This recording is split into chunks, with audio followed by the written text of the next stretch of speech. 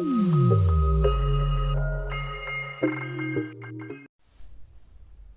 दोस्तों, कैसे हो आप। इस वीडियो में मैं आपको जानकारी दूंगा कक्षा 10वीं के अध्याय 5 प्रश्नावली 2 के। ये देखिए दूसरा प्रश्न है और बहुत ही इम्पोर्टेंट है।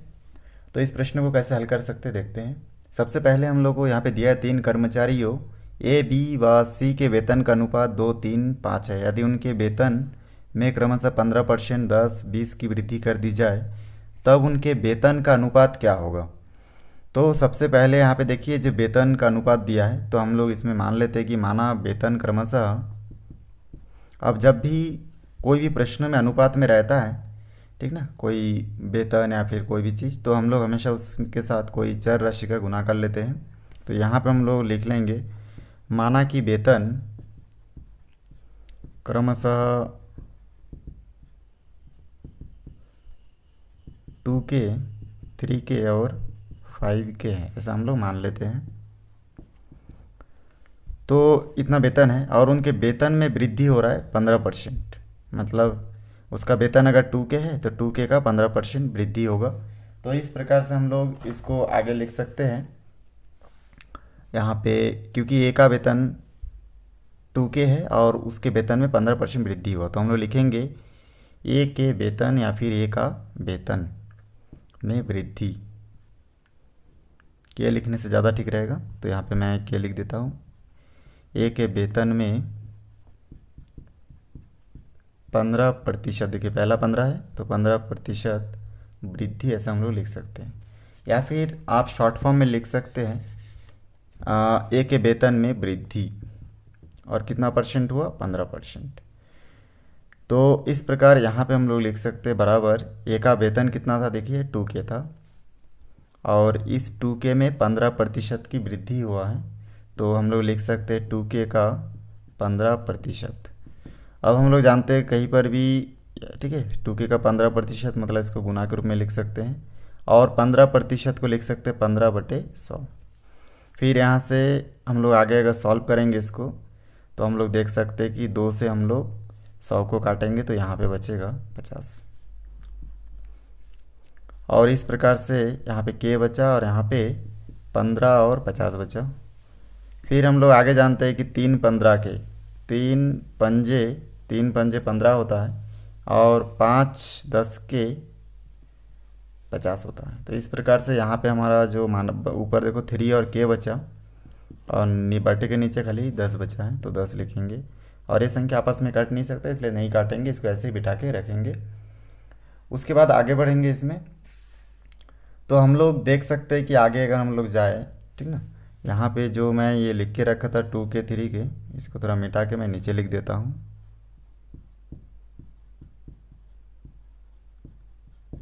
ठीक, और यहाँ से मैं रफ करना शुरू करता हूँ, सॉरी, दूसरा जो आगे का गणित है उसको हल करना शुरू करता हूँ।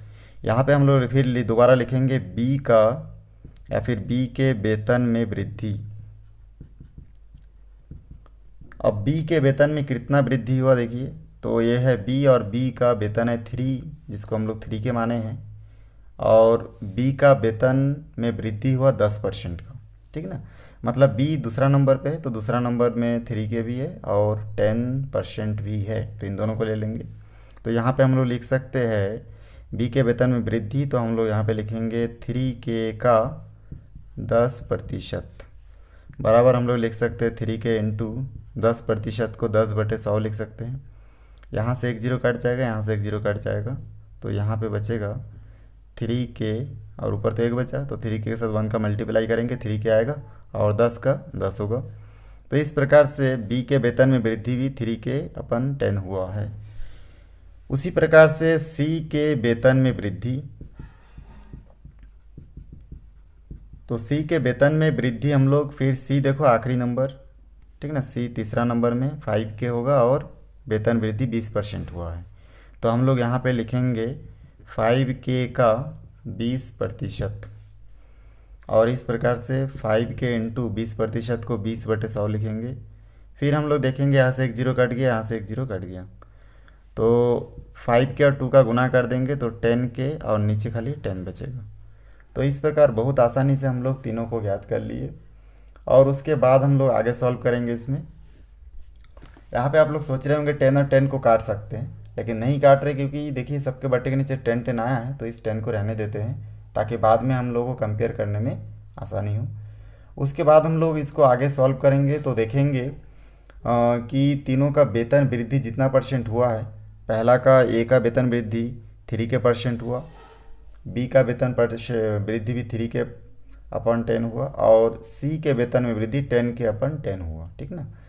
तो इस प्रकार इन सभी को हम लोग फिर क्या करेंगे, आ, उसके वेतन में रखेंगे। वेतन को हम लोग देखिए 2 के 3 के और 5 के माने हैं, तो इस प्रकार से हम लोग इन तीनों में से जो मान निकालेंगे उस मान को हम लोग इसमें रख सकते हैं। तो कैसे देखिए, अब यहाँ से हम लोग जो वेतन है 2 के और ए के वेतन में वृद्धि हुआ 3 के प्लस 10, तो इसको 2 के साथ जोड़ना है।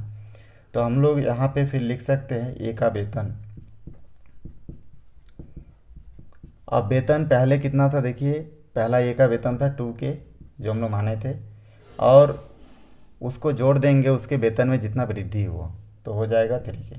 जैसे मान के चले मेरा वेतन है 5,000 और उसमें 10% वृद्धि हो गया, 500 बढ़ गया, तो फिर उस 500 को हम लोग 5,000 में जोड़ेंगे तो वेतन, नया वेतन हो जाएगा 5,500। ऐसे ही इसका वेतन पहले से 2 के था और वेतन वृद्धि हुआ 15% 2 के में, तो उसका फिर 3 के अपन 10 हो गया, तो इसको हम लोग जोड़ देंगे उसके मूल वेतन के साथ।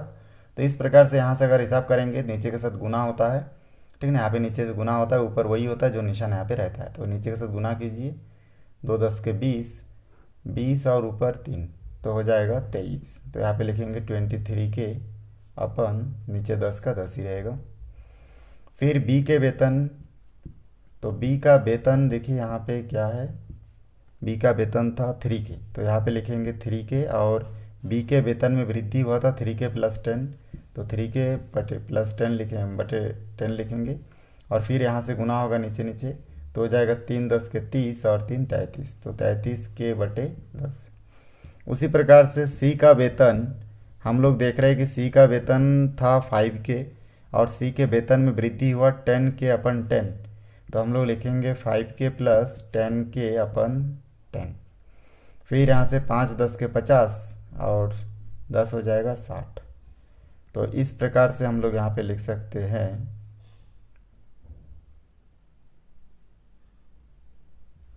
60 के बटे 10। अब हम लोग इसमें देखेंगे कि यहाँ तक तो सॉल्व हो चुका है, इसके आगे यहाँ पे मैं आगे सॉल्व करके बताऊंगा आपको कि आगे हम लोग किस प्रकार से सॉल्व कर सकते हैं। तो यहाँ पे देखिए, इसके आगे का सॉल्व करने के लिए हम लोग यहाँ पे इन सभी जो ए का वेतन, बी का वेतन और सी का वेतन है, इन सभी वेतन को हम लोग आपस में अनुपात में रखेंगे, ठीक ना, क्योंकि अनुपात में क्या होगा ये पूछा गया है, तो अनुपात में रखेंगे। तो यहाँ पे हम लोग लिख सकते हैं वेतनों का अनुपात, तीनों के वेतनों का अनुपात। तो हम लोग पहला का अनुपात कितना आया था, ए का देखिए 23 के बटे 10 अनुपात, दूसरा का आया था 33 के बटे 10, और तीसरा का आया था 60 के बटे 10। अब यहाँ पे तीनों में अगर आप ध्यान से देखेंगे तो आपको दिख जाएगा कि यहाँ पे के और 10 जो है सभी में है, तीनों में कॉमन है, इसमें भी है, इसमें भी है, इसमें भी है, तो तीनों में से कट जाएगा, खाली बचेगा 23 अनुपात 33 अनुपात 60, ठीक ना। तो इस प्रकार से अनुपात में हमारा जो गणित है वो बन चुका है, बहुत आसान है। तो उम्मीद है आपको पसंद आया होगा। इस वीडियो को शुरू से आखिरी तक देखने के लिए धन्यवाद।